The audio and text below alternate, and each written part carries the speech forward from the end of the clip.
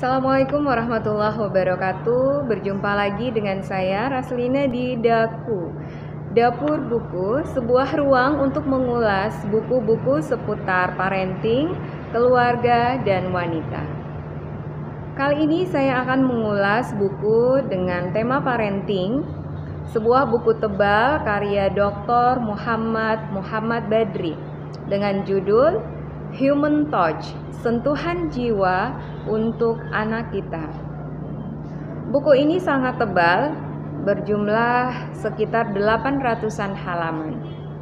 Terdiri dari 10 bab, yang dimana setiap babnya itu diurai berdasarkan dari frase judul buku tersebut, yaitu Human Touch.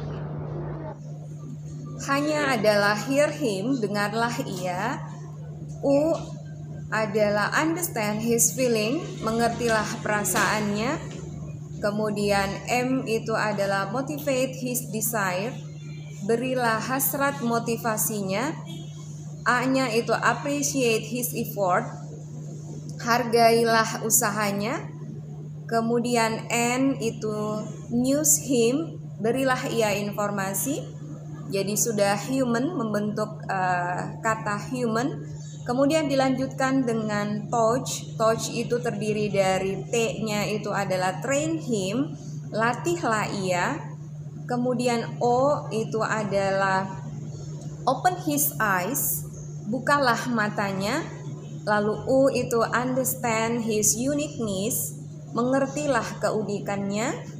C itu adalah contact him, binalah hubungan dengannya. Kemudian H yang terakhir itu adalah honor him, hargailah dia.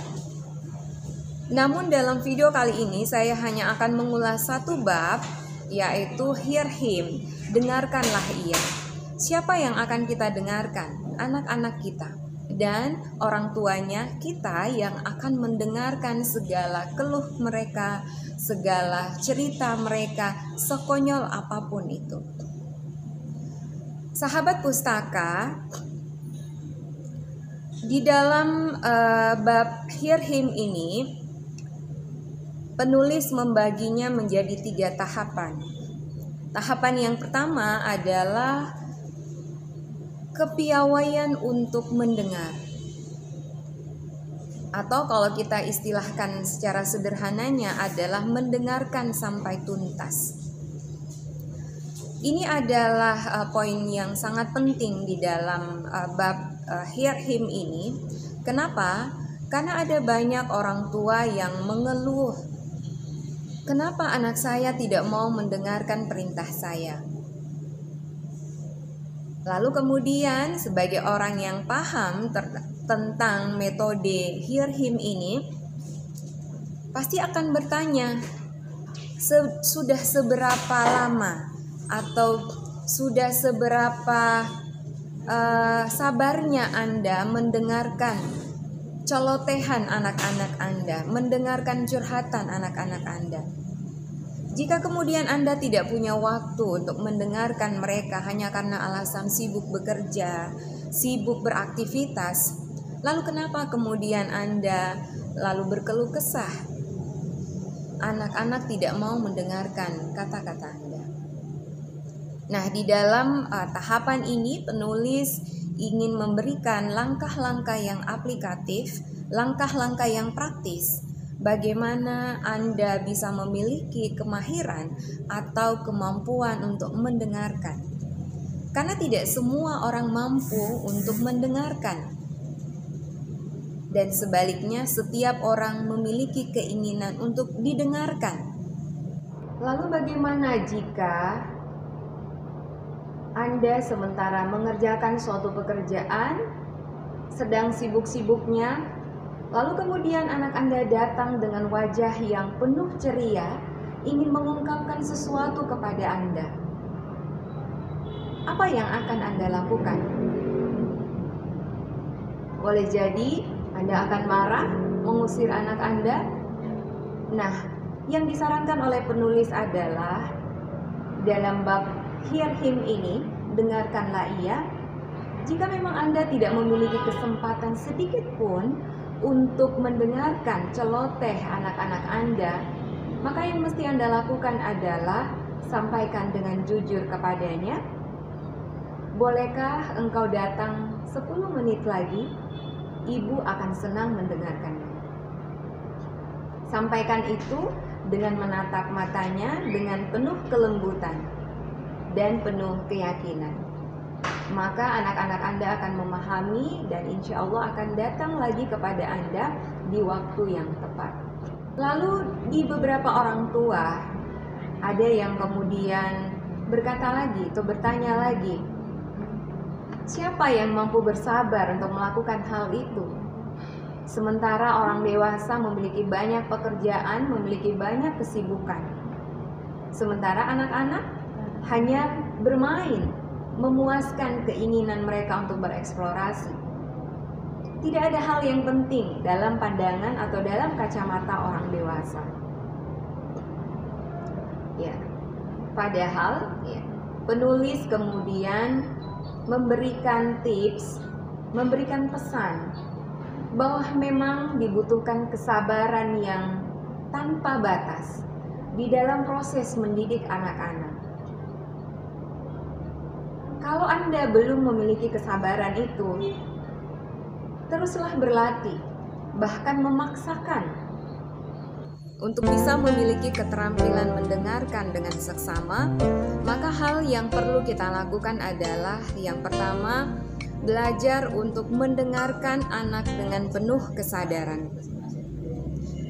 Apa yang dimaksud dengan mendengarkan dengan penuh kesadaran? Yang pertama adalah menatap matanya. Kemudian dengarkan dengan seksama. Jangan mengharapkan atau memerintahkan dia untuk menyudahi pembicaraannya cepat-cepat. Dengan kita menghadirkan diri kita seutuhnya dengan sesadar-sadarnya di depan anak, maka anak akan merasa sangat diperhatikan. Kemudian yang kedua adalah belajar untuk bersabar. Seperti tadi yang disampaikan oleh sahabat Rasulullah, bahkan kita mesti memaksakan diri untuk bisa bersabar. Karena sesungguhnya kesabaran tidak akan pernah dimiliki oleh seseorang jika kita tidak latih. Itu nanti akan menjadi sebuah habit ketika kita senantiasa mencoba untuk bersabar dan bersabar. Karena sesungguhnya dunia anak adalah dunia yang penuh dengan eksplorasi. Terkadang anak kemudian ingin memancing emosi orang tua, ingin melihat sejauh mana kesabaran orang tuanya. Dan yakinlah bahwa anak adalah peniru ulung. Dia akan senantiasa meniru setiap apapun yang dilakukan oleh orang tuanya. Apa yang Anda lakukan ketika menghadapi segala tindak tanduk anak-anak Anda, itu juga yang akan terekam di dalam benak mereka ketika nanti mereka memiliki anak. Maka perlakuan itu pun juga akan dilakukan kepada anak-anak mereka nantinya. Kemudian yang terakhir adalah jadikan anak Anda sebagai pusat perhatian. Menjadikan anak sebagai pusat perhatian ketika dia ingin mengungkapkan segala hal yang ada di dalam hatinya adalah menjauhkan sementara gadget dari genggaman Anda untuk kemudian memberikan ruang, memberikan kesempatan kepada anak Anda untuk mencurahkan apa yang menjadi keluh kesahnya. Lalu, jangan pernah mengkritik, jangan pernah memotong pembicaraannya sebelum dia usai. Kenapa? Ya, karena di dalam bab mendengarkan hingga tuntas ini, orang tua diharapkan untuk betul-betul memperhatikan apa yang diungkapkan oleh anak-anaknya, tidak berusaha untuk menyiapkan jawaban ataukah memotong pembicaraan anak-anaknya, meskipun di dalam pembicaraan itu ada hal yang sangat mengganggu pikiran orang tua.